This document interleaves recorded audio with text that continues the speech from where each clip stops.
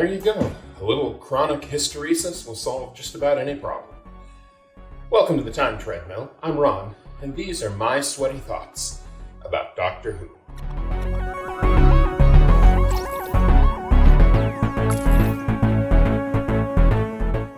I've said several times how the Third Doctor era is the James Bond era of Doctor Who, and in this story, The Claws of Axos, the Doctor finally gets his Felix Leiter, an American agent who's there to help address the problem.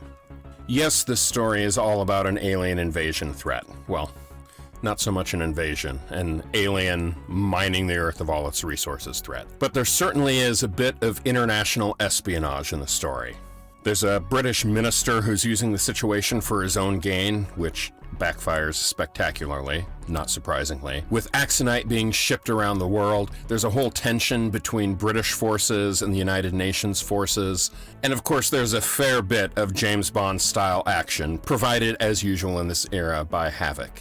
But for all of that, the most interesting part of this story is the point where the Doctor and the Master collaborate. Now, that happens several times throughout the history of Doctor Who. That, in and of itself, is not surprising. The surprising thing here is that this story has one of the few times where the Doctor really truly gets one over on the Master. The Doctor appears to betray the Earth, betray UNIT and Joe Grant, and abandon everything to escape the oncoming destruction. Of course, the Doctor has a plan. And that plan is to use a chronic hysteresis, a time loop, to trap the Axons inside a single repeating cycle of time for all of eternity. But in order to accomplish this, he needs the Master's help. And of course he knows not to appeal to the Master's better nature, because the Master doesn't have one. So instead he appeals to the Master's ego, and collaborating and being the two remaining Time Lords to go back to the Gallifreyan High Council and release them both from their perpetual bondage.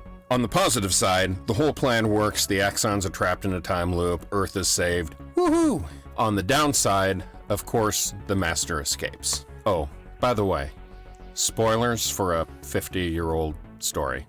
Sorry. But for all of that, this story is notable as being the first time since the War Games that we've been inside the TARDIS control room. I'd almost forgotten what the TARDIS looked like. It's been so long. We've had TARDIS exterior shots virtually every story, and even the TARDIS center console itself has come out and been used several times. But this one is the first time where first the Master and then ultimately the Doctor are actually inside the TARDIS control room for the first time in a year and a half, actually going on 2 years. It is so nice to be back. And for all of that, this marks the first story of the Third Doctor era where the Doctor actually leaves the Earth. Although very briefly, and he's immediately brought back. But a year and a half into the UNIT era, and the show is starting to stretch the boundaries of its new format. And that will happen to a much larger extent in tomorrow's story, but I'll get there tomorrow.